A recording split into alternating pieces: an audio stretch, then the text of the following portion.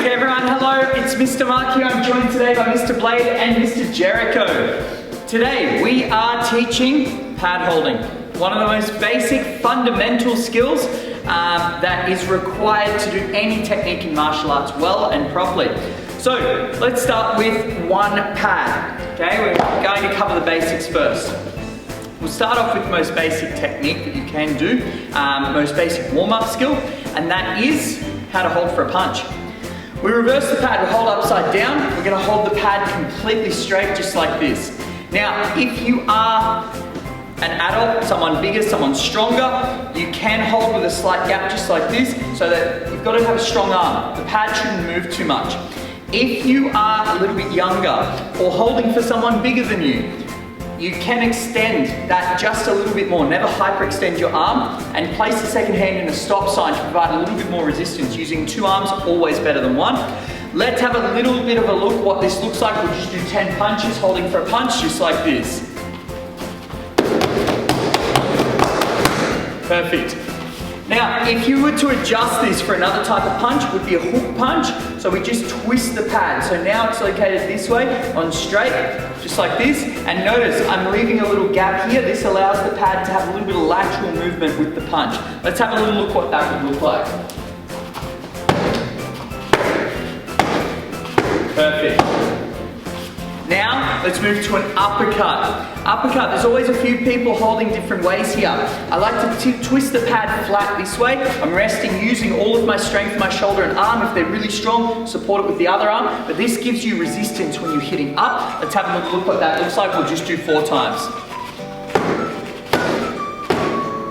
Perfect. Now we'll move on to some of our basic kicking techniques. What I want to cover first basic kicking technique we're working on is our turning kick, most common kick in martial arts. I'm going to start by gripping the pad now, straight up and down. I'm holding the handle of the pad, the spine of the pad, much like your spine, straight up and down. From here, you'll notice the pad is straight, there's no tilt. What you want to do to signify which side is kicking is a very slight turn. Don't turn too far. I notice sometimes people hold here. This would encourage a kick to come straight up. That's not a turning kick. We want the pad straight up and a very slight turn. Notice when I hold, my arm is here. Even if I kick higher, I'm still maintaining that the spine is upright. I don't hold this way because if someone kicks too long, they're going to kick my fingers. Whereas when it's here, if they kick too long, it's just air here. Okay, let's have a look. We'll do 2 turning kicks on the right, 2 on the left. So you'll notice when Mr. Gericho's holding, he's tilting this way to this way very slightly. Let's have a look. 2 on the right, 2 on the left. 1.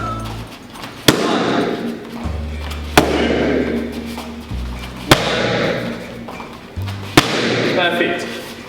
So that's your basic turning kick. Let's go to another basic kick. This one's going to be for our side or back kick. So all I've done here is I twist the pad this way and I'm supporting with the second hand. So side I'm just like this, providing a nice solid long target for my opponent to aim at. Let's have a little look what this looks like. Very good. One more. Fantastic, you can see that was a back kick there, the second one. Any variation of these kicks work exactly the same.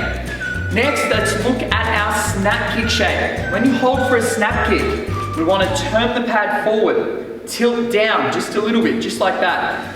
Don't go too far. If you hold flat like this, it's hard to do a proper snap kick foot shape, which looks like that. So what I want to see is that you're tilting. The higher your belt, the flatter it should be. So we just want very slight angle forward. It's a ball strike pushing forward. Let's have a little look on the pad. Looks like this. Perfect. Next, axe kick. So I'm going to hold the pad like I did for a punch, but the difference is I'm angling forwards just a little bit. So what I'm doing is I'm providing an area that my opponent has to kick up and over and then strike down. They want to hit down their heel and also have the toes pointed forward. Let's have a little look what this looks like. Good. Excellent. Now let's look at some of our variations on these kicks. What we're going to do now is go into some techniques that are a little bit more advanced and some holding skills that are a little bit more advanced. Let's have a look at what it looks like with 2 pads now. So from here, Mr. Gericho and I both have 2 pads. We'll start off with how to hold for a double turning kick to the body or body head. Now, when you're holding for sequenced kicks or stepping forward, turning kicks, how do you hold? Well, first things first is you always get into a good stance and you hold whichever leg's in front, that hand out. The following kick is going to come from the other one. Now you'll notice straight away, if I'm in a good stance here, the second pad's almost on my shoulder. Here. When they kick the first pad, I step back, and in that natural step, you'll notice now the second pad is in that perfect kicking range. It mirrors where it was in that first one. 1, 2. I've maintained the distance. What you'll also notice is that the pad then doesn't change distance on the kicker. So look here, the pad is here. When I step back, the pad has not moved, I have physically moved. And I can do it again by setting where my shoulder is, step back. Again, the pad has not moved. This makes the kicking experience so much nicer for the person training because you're not throwing a pad forward and they're not guessing where it's going to be. Let's do stepping forward, turning kick first. We'll just do 3 times, just like this. Let's have a look. 1, 2. Beautiful. Now let's show what that skill looks like done fast by using a double turning kick in the air. Let's have a look. Just 2 times. 1,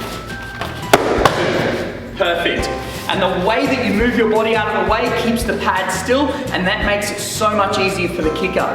When you're doing other combinations that use skills like turning and reverse, a lot of little simple tricks are just to very slightly tilt the pad to give the kicker a sense of which way they're kicking from, particularly if you're asking for fast kick combos. For example, if you're holding for a 360, so turning and reversing the air, a lot of people just hold dead straight like this. Make sure that when you're holding, you tilt just a tiny bit. Have a look. Now, subconsciously, you know, okay, I'm going to spin this way, I'm going to be impacting the pad that way, and mentally both kicks will come in the same direction.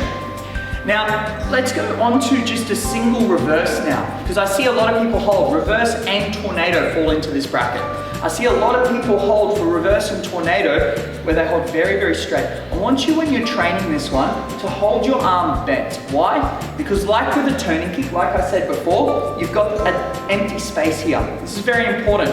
When someone's throwing a reverse, if they start looking like they're kicking too low, you can simply drop the pad to save your hand. But if they're kicking and they're kicking too long, you want to have this safe space here.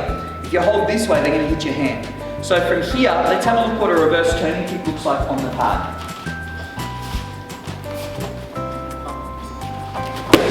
Perfect. Now, same concept, but it's going to be a tornado. So what we're going to do, same way, but again, a very slight tilt to signify which way we're kicking from. Perfect.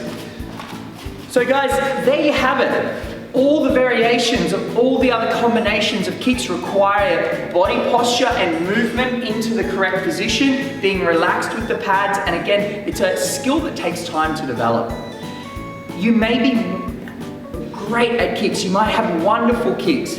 However, doing kicks well on pads requires a good pad holder. Review this video as many times as you need to. Watch how we hold. Pick up these skills and tips from us because we've been holding pads for a very long time and we can make it a lot easier for you to kick at home. Guys, thank you for tuning into this video today to watch how to hold pads.